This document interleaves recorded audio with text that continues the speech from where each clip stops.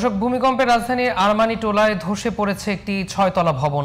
এ বিষয়ে সর্বশেষ খবর জানাতে সেখান থেকে যুক্ত হচ্ছেন সহকর্মী মাহি হাসান।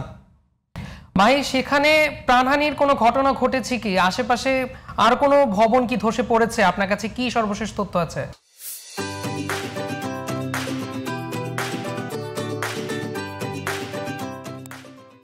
ধন্যবাদ। আপনি যেমনটি বলছিলেন, আমি এখন আছি আরমানি টোলার কসাইটুলি যে জায়গাটি আছে সেখানে। আপনি দেখতে পাচ্ছেন নিশ্চয়ই এখানে যেই বিল্ডিংটির দেখা যাচ্ছে, মূলত এই বিল্ডিংটি এই একটা অংশ পড়ে এখানে বেশ কয়েকজন আহত হয়। এখানে যারা প্রত্যক্ষদর্শী যারা আছেন তাদের সূত্রে আমরা যেমনটি জানতে পেরেছি, এখানে আহত অবস্থায় 6 থেকে 7 জনকে ঢাকা মেডিকেল কলেজে নিয়ে যাওয়া হলে পরবর্তীতে সেখানে ডাক্তাররা তাদের মৃত ঘোষণা করে বলে এখানে প্রত্যক্ষদর্শীরা জানিয়েছেন। এবং এখানে যদি দেখাই যে এই পুরো বিল্ডিংটি জুড়েই কিন্তু এখানে আশেপাশে যারা এলাকাবাসী আছেন তারা এখানে ভিড় করছেন এবং তারা যেমনটি বলছেন যে ভূমিকম্প শুরু হওয়ার কিছুক্ষণের মধ্যে, অর্থাৎ চলাকালীন অবস্থায় এখান থেকে 3 জন হেঁটে যাচ্ছিলেন, 6 থেকে 7 জন। তার মধ্যে 3 জনকে গুরুতর অবস্থায় আহত অবস্থায় নিয়ে যাওয়া হয় এবং তারা যেমনটি জানিয়েছেন যে এই বিল্ডিংয়ের ঠিক এই নিচের যে অংশটুকুই দেখা যাচ্ছিল, ঠিক এখান দিয়ে তারা হেঁটে যাচ্ছিলেন এবং সেখান থেকে বিল্ডিংয়ের একটি অংশ ধসে পড়ে। তো এছাড়া যদি বলতে হয়, এখানে যারা উদ্ধার অভিযান অথবা বিল্ডিং এটি একটি পুরো অংশটি মোটামুটি একটি নিরাপদ আটকে রাখার চেষ্টা করছে। তবু যেহেতু পুরান ঢাকা এই জায়গাটি বেশ ঘনবসতিপূর্ণ এলাকা, তো এখানে যারা প্রত্যক্ষদর্শী আছেন তাদেরকে সরিয়ে রাখতে আসলে বেশ বেগ পেতেই হচ্ছে। আমরা যেমনটি এখান থেকে দেখতে পাচ্ছি যে বিল্ডিংয়ের ভেতর থেকে যারা আছেন সবাই ছিলেন বা তাদেরকে বের করে নিয়ে বিল্ডিংটি তালা মেরে রাখা হয়েছে এবং তবুও এখানে বারবার এলাকাবাসী যারা এখানে আছেন তাদেরকে বারবার সরে যেতে বলা হলেও যারা পুলিশ আইনশৃঙ্খলা বাহিনীর সদস্যরা সরে যেতে বলছেন, তবুও তাদেরকে সরাতে আসলে বেশ কষ্ট হচ্ছে। তো এখানে যদি বলতে হয়,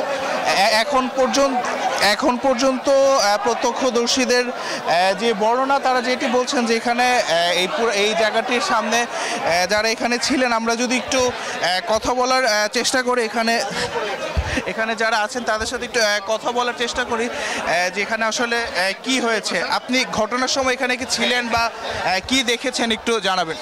অ্যাকচুয়ালি কি, যখন এখানে উপর থেকে একটা ইটার চাক্কা পড়লো আর কয়েকটা বাস পড়লো, বাস পড়ে 2 জন ছিল, 2 জন একদম রক্তাক্ত অবস্থায় অন দ্য স্পটে আর কি পড়েছিল। তাদের আমরা ধরে নিয়ে গেছি হসপিটালে। এখন ওদের অবস্থা এখনও জানা যাচ্ছে না সে মৃত না জীবিত, কিন্তু অবস্থা অনেক গুরুতর আহত, মাথা ফেটছে এবং এই জায়গা কেটে গেছে। দেয়ালটা উপর থেকে পড়ছে, আরও কতগুলো বাস পড়ছে। হয়তো উপরে কোনো কাজ চলতেছিল, কনস্ট্রাকশনের কাজ চলতেছিল, সেইগুলো একটা ইটার চাক্কা, দেয়াল চাক্কা ভেঙে সব পড়ছে নিচে। ওই পথচারী 2 জন ছিল, তার উপরেই পড়ছে। সে সাথেই মনে করেন যে রক্তাক্ত অবস্থায় মাটিতে পড়েছিল, তারাই আমরা উঠে দিচ্ছি গাড়িতে। আমরা এই বাসারই।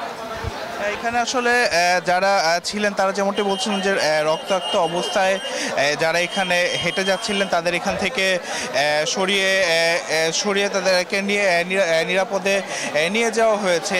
তবুও এখানে আপনারা নিশ্চয়ই যদি একটু দেখাই যে বিল্ডিংটির মূলত এখানে কিন্তু বিল্ডিংয়ের সামনে থেকে বারবার এখানে যারা বলা হচ্ছে এলাকাবাসী যারা আছেন তাদেরকে সরে যাওয়ার জন্য, তবুও কিন্তু তাদের সরিয়ে দিতে খুব বেগ পেতে হচ্ছে। বারবারই আইনশৃঙ্খলা বাহিনীর সদস্যরা তাদেরকে সরে যেতে বললেও তারা এখান থেকে সরে যাচ্ছেন না, যার কারণে আমরা যদি একটু কথা বলার চেষ্টা করি এখানে যারা তাদের সাথে কথা বলি যে আসলে মূলত কি ঘটনা এখানে ঘটেছিল। আপনারা দেখতে পাচ্ছেন যে পুরান ঢাকার আরমানি টোলার যে মূলত ঘটনাস্থল, মূলত এটি ছিল যেখান থেকে আসলে